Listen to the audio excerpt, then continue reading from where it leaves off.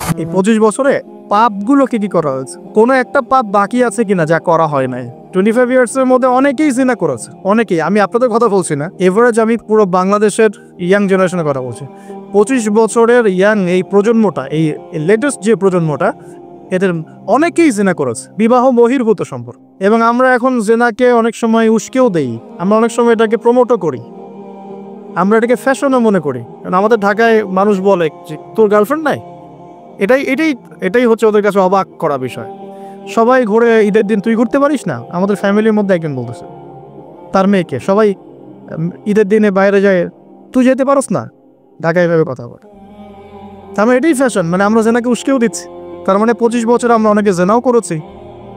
মাদকের সাথে সম্পৃক্ত কত পার্সেন্ট ইয়াং জেনারেশন আমাদের দেশে? ক্যালকুলেট করেন, আপনি গুগল করেন, দেখেন কত পার্সেন্ট আমাদের দেশে মাদক সেবন করে।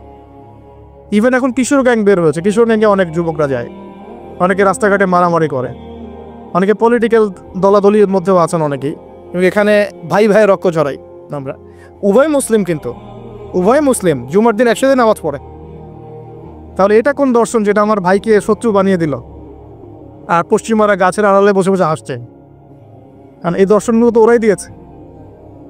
তো 25 বছরের পাপগুলো একটু ক্যালকুলেট করি। প্রিয় দিনী বোন, একটু হিসাব করবেন যে 25 বছর আপনি কতদিন পর্দা করেছেন, কত 25,000 মানুষ আপনার চেহারা দেখেছে কিনা? এই 25 বছরে কত হাজার মানুষ আপনার চেহারা দেখেছে? আর ছেলেরা আপনাকে দেখলে কখনো চেহারা সুরত দেখে না। বেগারা নারীর দিকে একটা ছেলে যখন তাকায় এবং সেক্সুয়াল ডিজায়ার নিয়ে তাকায়, তখন সে চোখ দিয়ে তাকে রেপ করে। I am very sorry to say যে আপনি প্রচুর চোখ দিয়ে রেপ হয়েছেন প্রিয় দিনী বোন। অনেকেই আপনাকে চোখ দিয়ে রেপ করেছে, আপনি বুঝতেই পারেন নাই।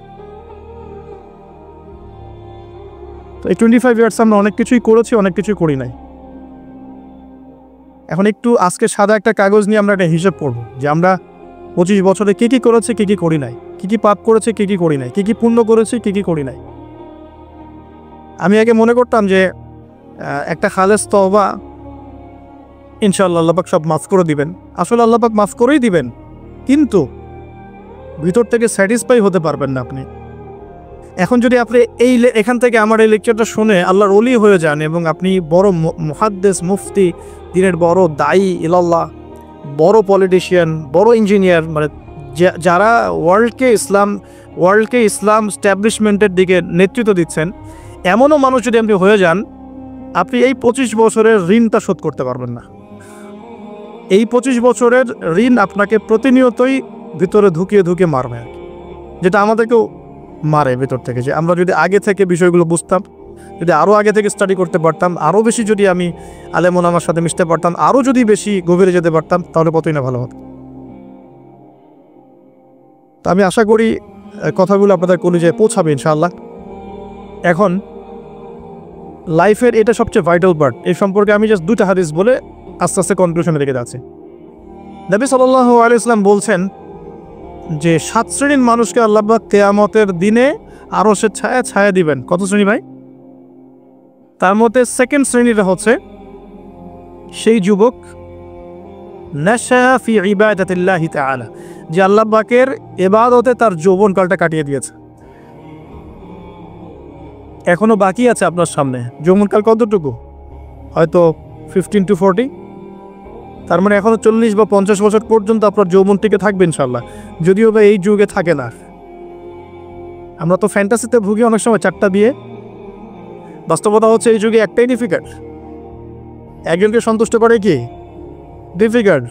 এখন সেই যুগ না তো, আমরা তো হর্স রাইড করি না, আমরা তো এক্সারসাইজ করি না, আমরা তো এখন অনেকে খেলিও না, আমরা ফাস্ট ফুড খাই, আমরা হাইজেনিক খাবার খাই না, আমরা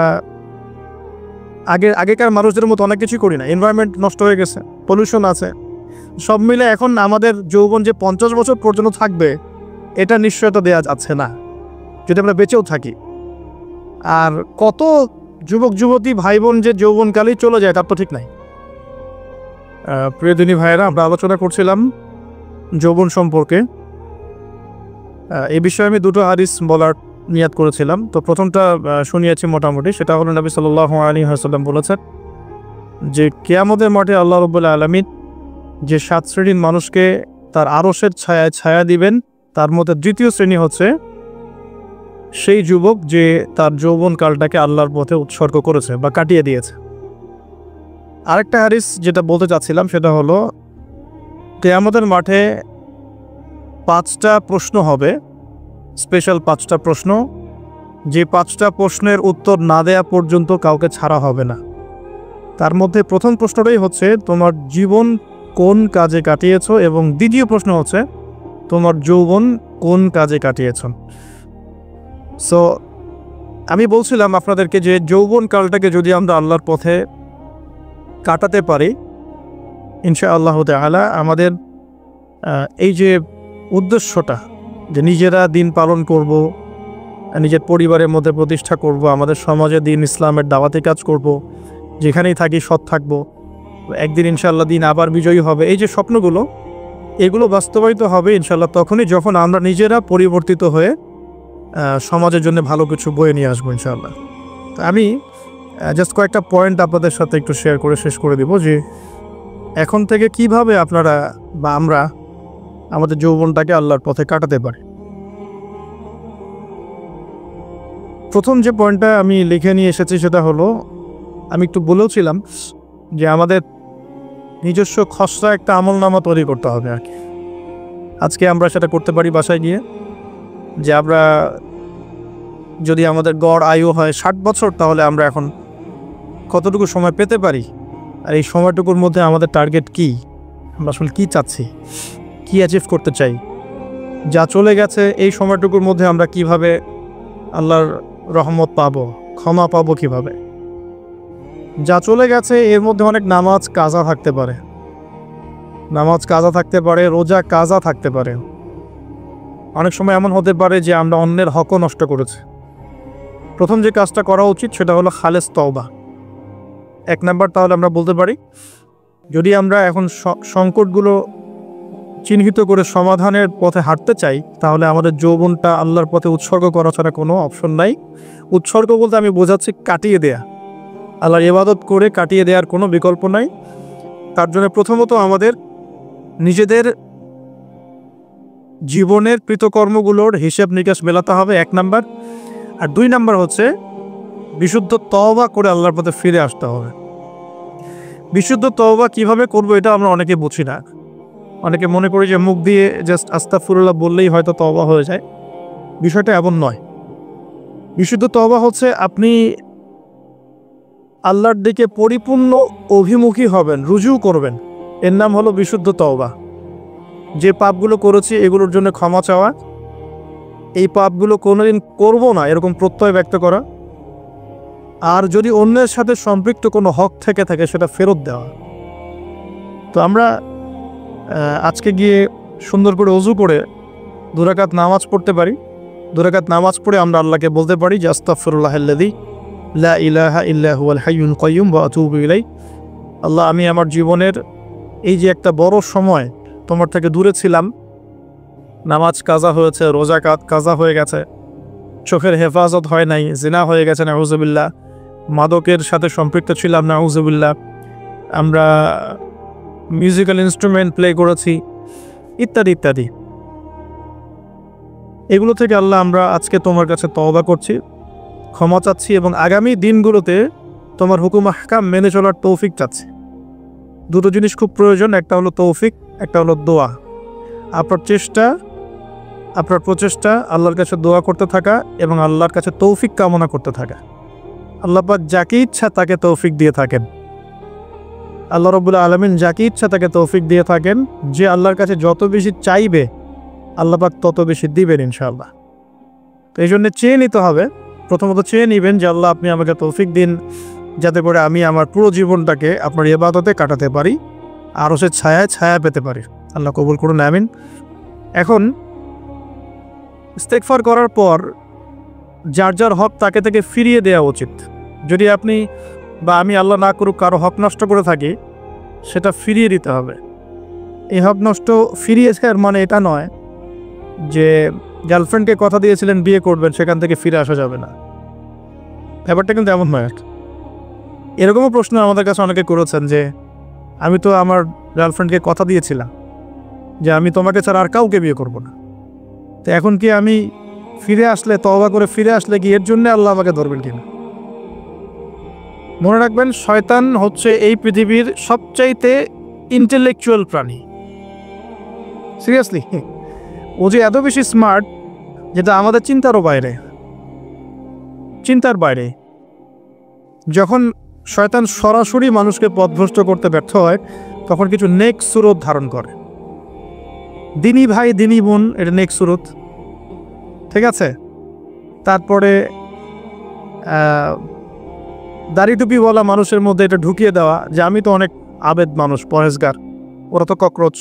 দেখবেন বেশি না, 1 মাস যদি কেউ নামাজ পড়ে, 1 মাসে 10টা বই পড়াশোনা করে, ইসলাম সম্পর্কে একটু ঘাটাঘাটি করা শুরু করে, অন্যদের সাথে কথা বলার ক্ষেত্রে তার যে বডি ল্যাঙ্গুয়েজ, এটা খেয়াল করবেন।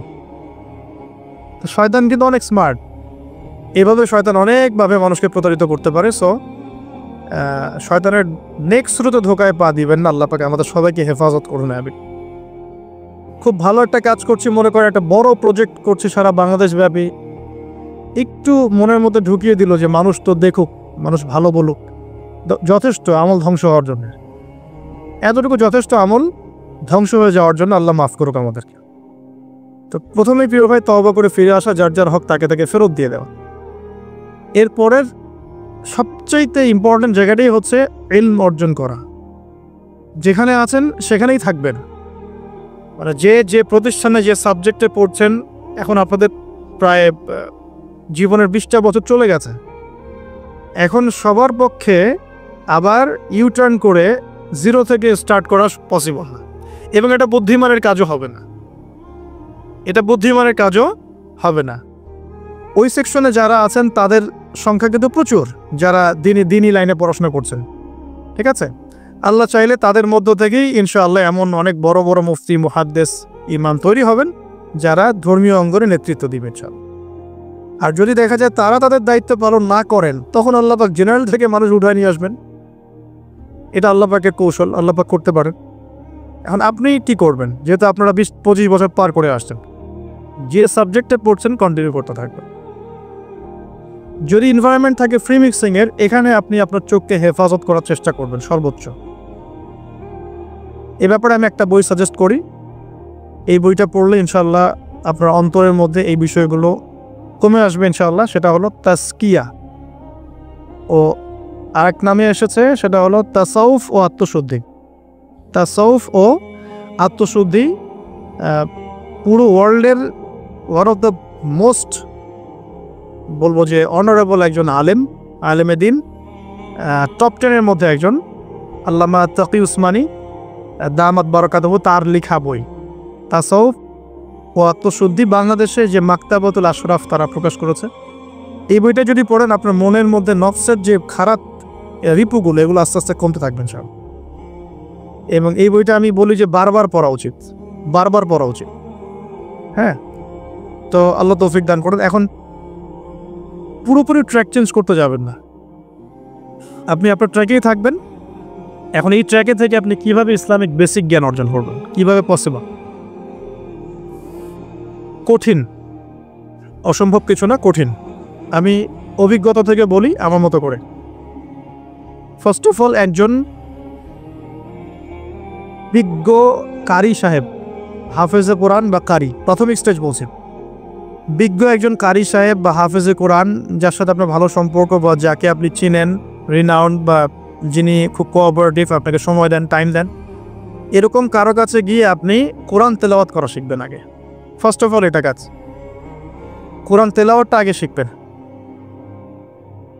আমি তো দুঃখ করে বলি, কষ্ট করে বলি যে আমাদের এই দিনী অঙ্গনে এমন অনেক মানুষ আছে যারা ইভেন কোরআন রিসাইট পর্যন্ত করতে না পেরেও অনেক বড় বড় জায়গায় অভিনয় করেন, দিনিয়াতের অভিনয় করে যান, নিজের সাথে অভিনয় করে যান। অনেক সময় উদ্ধতাবশত বড় বড় আলেমদেরকে বাহাসের জন্য চ্যালেঞ্জ করে থাকেন, অথচ কোরআন তেলাওয়াত শুদ্ধ না। কোরআন তেলাওয়াত শুদ্ধ না মানে নামাজই হচ্ছে না। কোরআন তেলাওয়াত শুদ্ধ না মানে কি? নামাজ হচ্ছে না। কবুল করার মালিক তো আল্লাহ, শর্ত তো এটা। কবুল করার মালিক তো আল্লাহ। আল্লাহ পাক চাইলে কেউ এক ওয়াক্ত নামাজ না পড়লেও তওবা করে ফিরে আসছে মৌতের আগে, হয়তো আমরা জানি না, আল্লাহ মাফ করে দিয়েছেন, হতে পারে না?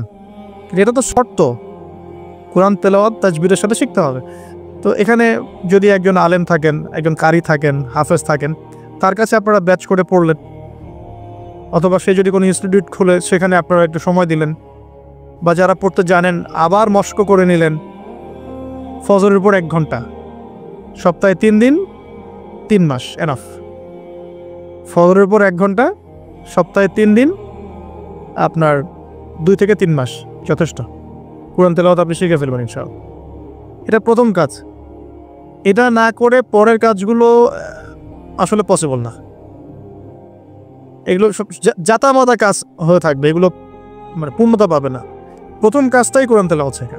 এরপরে আপনার অনেকে তাবলিগ জামাতের সময় দেন, সময় দিবেন।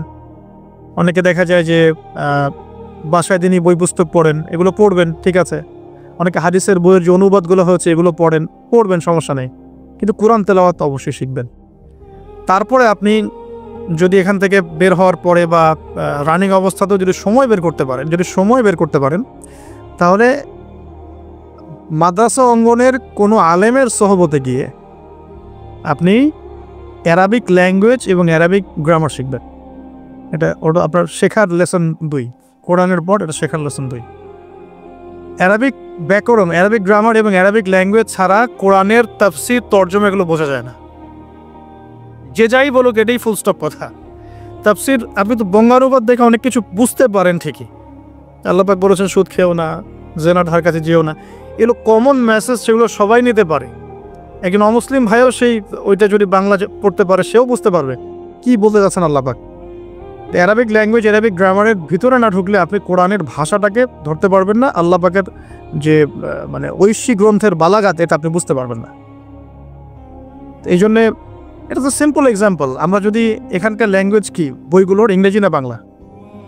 ইংলিশ। মাশাআল্লাহ, ইংলিশ ল্যাঙ্গুয়েজ যদি না জানতাম, আমি কি এখানে পরীক্ষা অ্যাটেন্ড করতে পারতাম? আমি তো ওই টপিকটাই বুঝবো না, কোন টপিক আলোচনা হচ্ছে, স্যার কি পড়াচ্ছেন। আমার তো ইংরেজি গ্রামারের এবং ইংরেজি ল্যাঙ্গুয়েজটিক আমার কোনো দক্ষতা নাই। তাহলে আমি কীভাবে ওই চ্যাপ্টার 1, চ্যাপ্টার 2, চ্যাপ্টার 3, এই টপিক ওই টপিক কেমন করে বুঝতে পারি? সিমিলার এখানেও কোরআনের ক্ষেত্রে যদি আপনি ল্যাঙ্গুয়েজগুলো না জানেন এবং গ্রামারটা না বোঝেন, তাহলে কোন সূরার ভিতরে কি গভীর মর্ম, এগুলো আপনি ধরতে পারেন। ভাষা একটা অর্থ বুঝতে পারবেন। ভাষা অর্থ পরীক্ষায় পাশ করাতে পারে, কিন্তু A+, গোল্ডেন A+ আনতে পারে না। তা আশা করি আপনি বুঝতে পারছেন যে আমি কী বলতে যাচ্ছি।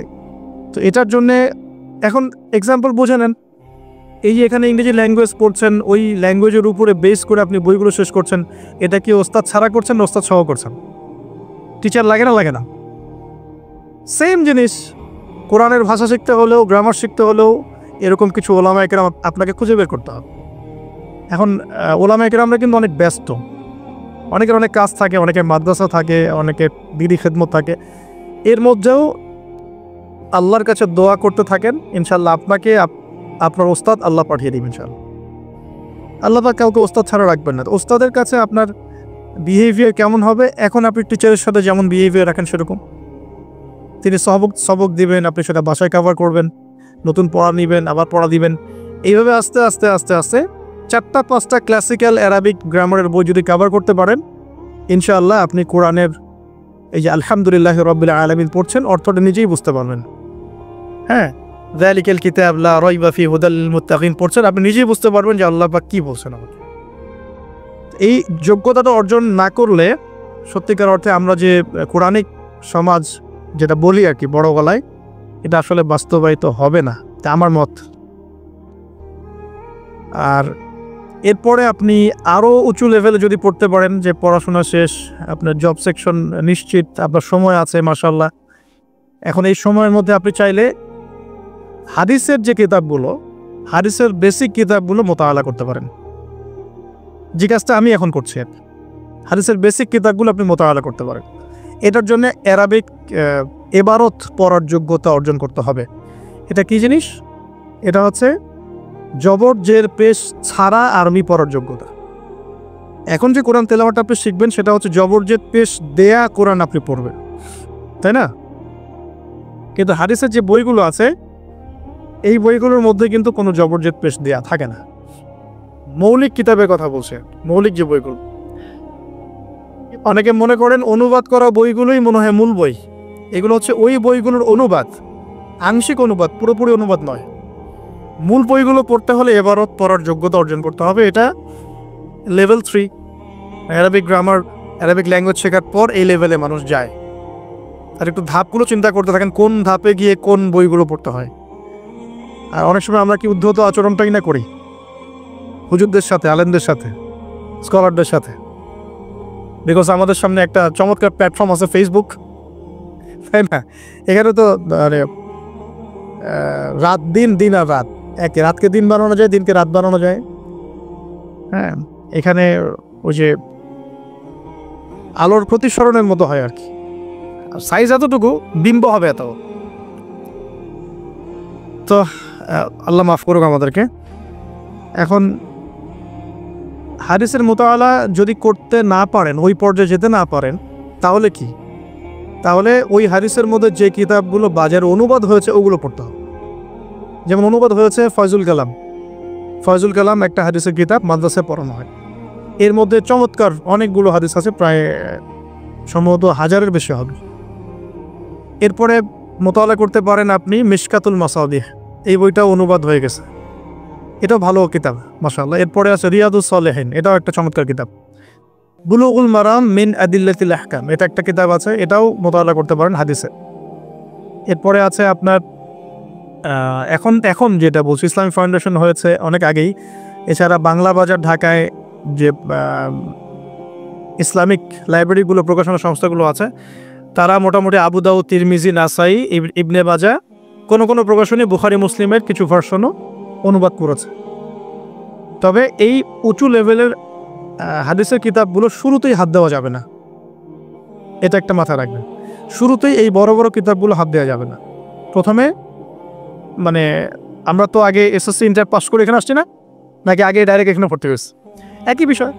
ওরকম ফয়জুল কালামের মতো বইগুলো আগে পড়তো, ফয়জুল কালাম, আলফিয়াতুল হাদিস, রিয়াদুস সালেহিন, মিশকাত, এগুলো আগে পড়বেন। তারপরে গিয়ে যদি যোগ্যতা হয় ওই বইগুলো হাত দিবেন। তবে অনেক সময় দেখা যাবে একটা হাদিস বুঝতে পারছেন না, কোরআনের আয়াত বুঝতে পারছেন না, ওই অবস্থাতেই ওই হাদিস এবং ওই কোরআনের আয়াতকে রেখে দিবেন।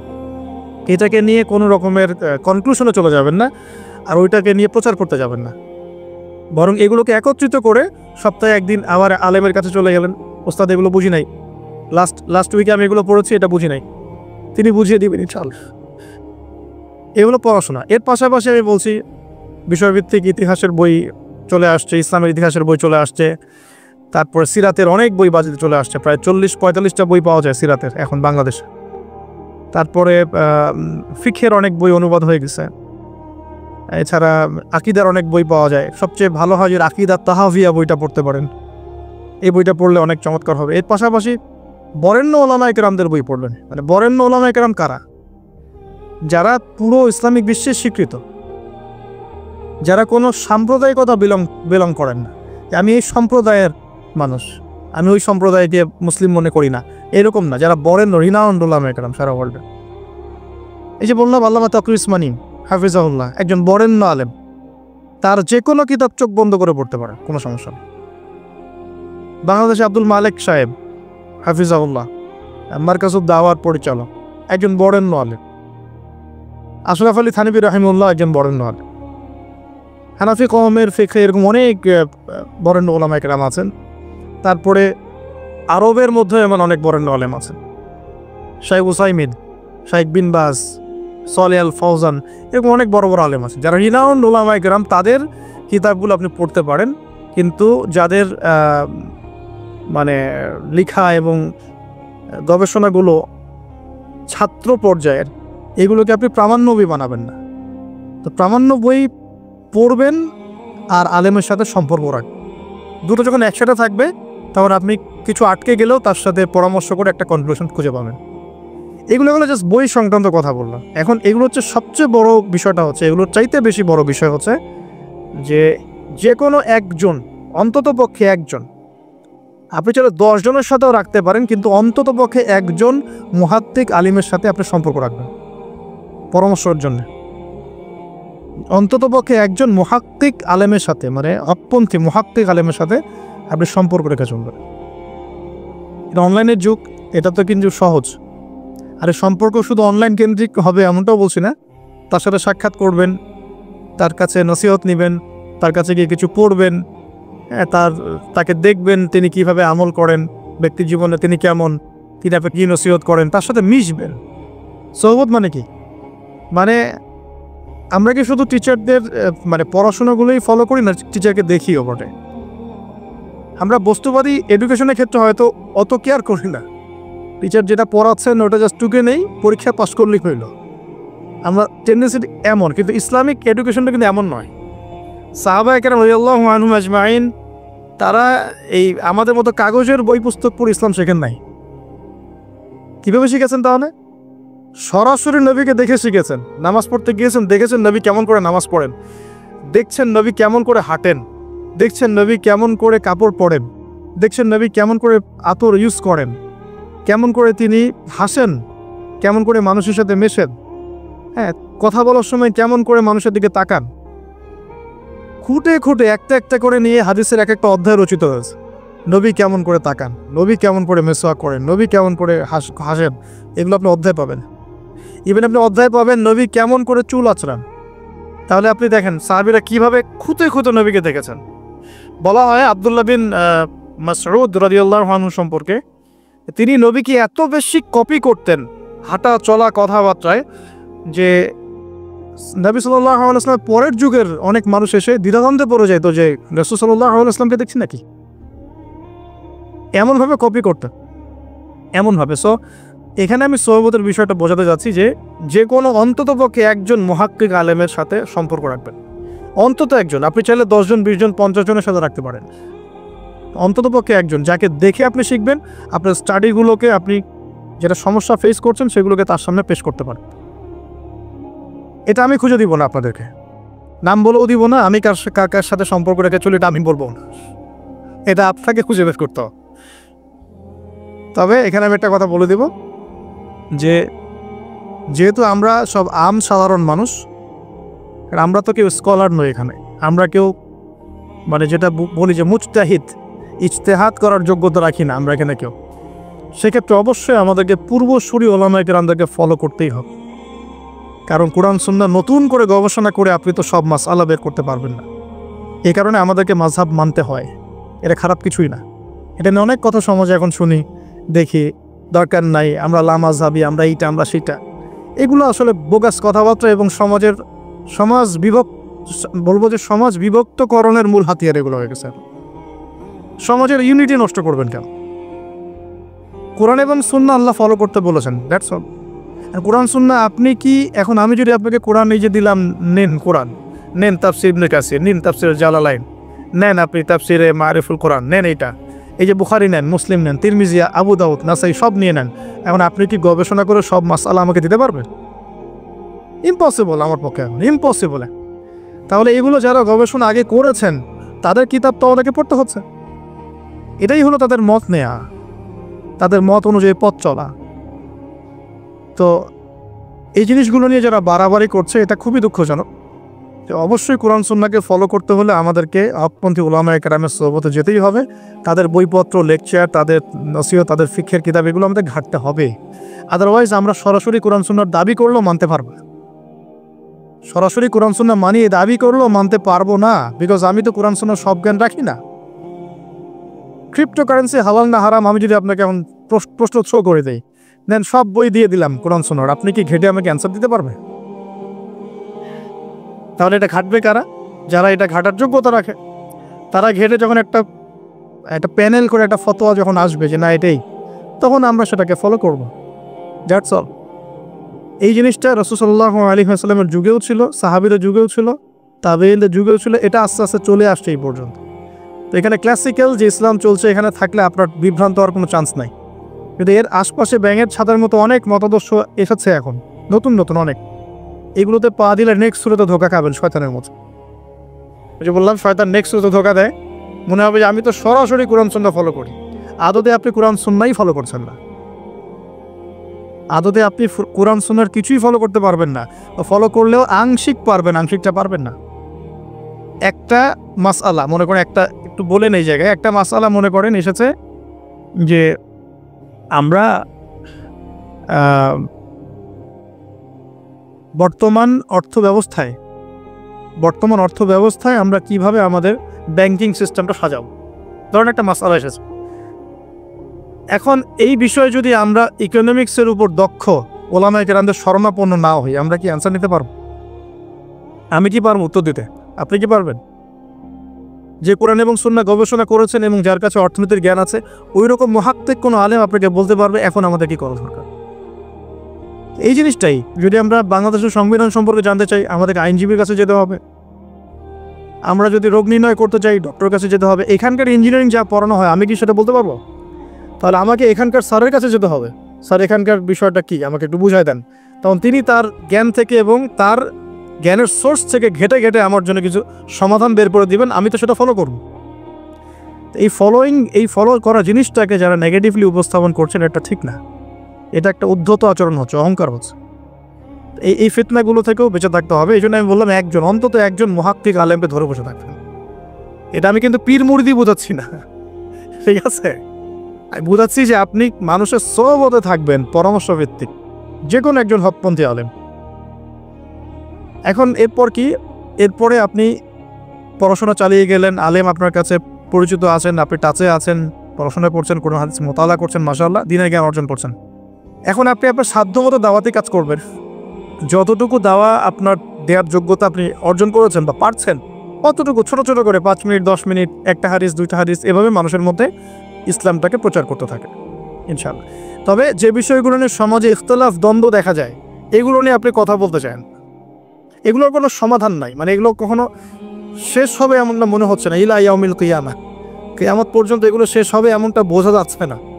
এই জন্য আমরা এখানে আগুন আর উস্কে দেওয়ার দরকার নাই। আপনি আপনার কাছে যেটা ভালো লাগে ওই মানহাজ, ওই মাযহাবটা ফলো করতে থাকেন ইনশাআল্লাহ। সাহাবীর যুগ থেকে এরকম ইখতিলাফ কিন্তু ছিল, তাই বলে কেউ কাউকে তারা এরকম তুই কাফের হয়ে গেছিস এরকম কখনো কথা কেউ বলে নাই, যেটা আমাদের পান থেকে চুন খসলে মানুষ বলে দেয়। তো এরকম জায়গায় যায় না, এটা তাস্কিয়া নষ্ট হয়ে যাবে, আপনার মনের তাস্কিয়া নষ্ট হয়ে যাবে। এখন এরপরে আপনি বা আমি আমাদের কর্মক্ষেত্রটা সাজাবো। যেহেতু আমাদের এখন মাশাআল্লাহ পড়াশোনা হচ্ছে, আলেমদের সাথে আমরা সম্পর্ক রাখছি, শেষ করছি, একটু ধৈর্য ধর। কর্মক্ষেত্রটা আমরা সাজাবো। এখন আপনারা বের হয়ে যাবেন, জবে চলে যাবেন, মাশাআল্লাহ। এখানে কি, এখানে এমন একটা বিষয় খুঁজে নেওয়ার চেষ্টা করেন যে আপনার যাতে দুনিয়ার আর্নিংসটাও চলে আসে এবং পরকালেরও কাজ হয়। এক্সাম্পল দিচ্ছি আমি একটা, ধরেন যে আমার 4-5টা মাদ্রাসা আছে, কথা আমি বিভিন্ন মাদ্রাসায় পড়াই। এখানে কি হচ্ছে, আমি ইলম শিক্ষা দিচ্ছি, আমার নিচে চর্চা থাকছে, আমি সেখান থেকে কিছু হালকা পাতলা কিছু বেতনও পাচ্ছি, আমার পরিবার চলে যাচ্ছে। তো পুরো লাইফের পুরো কাজগুলোই কিন্তু তখন দিন কেন্দ্রিক হয়ে গেল। তাহলে সে বেশি লাভবান হলো। এখন আপনাদেরকে এরকম সুযোগ বের করতে হবে যে আপনারা এমন এমন কিছু ক্ষেত্রে যাবেন যেখানে ওই কাজটাই ইবাদত বলে কাউন্ট হবে। টাফ কিন্তু ইম্পসিবল না।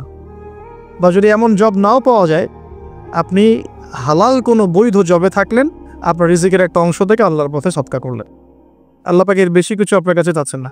যাকাত ফরজ হয়ে গেলে যাকাত দিলেন, নফল দান সদকা করলেন, এতটুকু আপনার পরিবারের পেছনে খরচ করলেন, আল্লাহর হক আদায় করলেন, জনগণের আমরা যেটা বলি মানুষের হক সেটা আদায় করবেন। এরপরে আপনার আসবে বিয়ে শাদীর ব্যাপার স্যাপার। বিয়ে শাদীর ব্যাপার স্যাপার আগে আনলাম না কেন?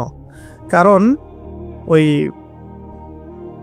আত্মনির্ভরশীল না হলে তো মেয়েরা আপনার কাছে আসবে না। ওটা প্রেম করতে পারে, কিন্তু বিয়ের সময় তারা খুব সচেতন। বিয়ের সময় তারা অনেক বেশি কনসিয়াস যে না, সে কী করে এটা দেখতে হবে। এবং মেয়ের বাবা মা প্রথম প্রশ্নই হবে আপনি করেন কি। আপনি সুফি মানুষ, মনে করেন আপনি হচ্ছেন কি বলবো, যে আপনি হচ্ছেন মুহাদ্দিস, আপনি মুফতি, আপনি হচ্ছেন মুফাসসিরে কোরআন, কোনো দাম নাই। মেয়ের মায়ের কাছে এটার কোনো দাম নাই, মেয়ের বাবার কাছে এগুলো কোনো সাবজেক্ট না। ইল্লা মাশাআল্লাহ, এর বাইরেও কিছু মানুষ আছেন, কমন একটা ট্রেন্ড বললাম। প্রথম কোশ্চেন তারা করবেন যে আপনার স্যালারি কত, এবং আপনার জব আছে কিনা, আপনার বাড়ি আছে কিনা, ইত্যাদি ইত্যাদি। এই জন্যই বললাম যে আগে আর্নিং সোর্সটা নিশ্চিত করে তারপরে এদিকে যান, তাহলে সম্মানটা বজায় থাকবে। আত্মসম্মান ছেলেদের একবার নষ্ট হয়ে গেলে তার ফিরে আসে না। আমরা যখন নিচের হাত হই তখন আমাদের আত্মসম্মান বলে কিছু থাকে না। আপনার আর্নিং যদি মাসে 50,000 1 লাখ টাকাও হয়, এই টাকাগুলো কিন্তু খুব বেশি বড় না এখন। কারণ এখন 1 লাখ টাকার মনে হয় 1 লাখ টাকা নাই, এখন ওটা 50,000 চলে আসছে। আস্তে আস্তে হয়তো আরও কমবে। যারা এগুলো বোঝেন না তারা অযথাই সমালোচনা করেন, কিন্তু আসলে ব্যাপারটা এরকমই হচ্ছে। আমি তাদের হেদায়েতের জন্য দোয়া করি। এখন এইটুকু আর্নিং যদি আপনার হয়, কিন্তু এই আর্নিংয়ে আপনার কারো কাছে হাত পাততে হচ্ছে না, আপনার সম্মান বজায় থাকবে। যখনই আমাদেরকে হাত পাততে হবে আমাদের সম্মানটা কমে যায়। আর যদি কেউ ভুল করে ঘর জামাই হন তাহলে তো অবস্থা খারাপ, ঠিক আছে? তো এই জন্যে আয়ের একটা অংশ নিশ্চিত করতে হবে। এই জন্য একটু সবর করেন। এই সবরের সময়টা কি করবেন? বেশি বেশি ফোন চালাবেন? তাহলে সবর করতে পারবেন না। এই সবরের সময়টুকু মতো আলা করবেন, পড়াশোনা করবেন, সম রাখবেন, আপনার রোজা রাখবেন, ভালো কাজে ব্যস্ত থাকবেন, ইনশাআল্লাহ প্রবৃত্তি নিয়ন্ত্রণে থাকবে।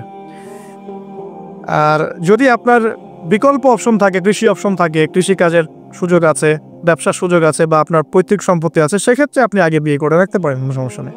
এটা ডিফার করে মানুষের মধ্যে। আল্লাহ পাক আমাদের সবাইকে হালাল রিজিকের ব্যবস্থা করুন, দোয়া করি। রিজিকের এই অংশটুকুর মধ্যে একটা অংশ আল্লাহর জন্য রাখবেন। রিজিকের অংশের একটা অংশ আল্লাহর জন্যে, আর বাকি একটা অংশ পরিবারের জন্যে, একটা অংশ নিজের জন্যে, একটা অংশ বই কেনার জন্যে। এভাবে স্যালারিকে ভাগ করবে।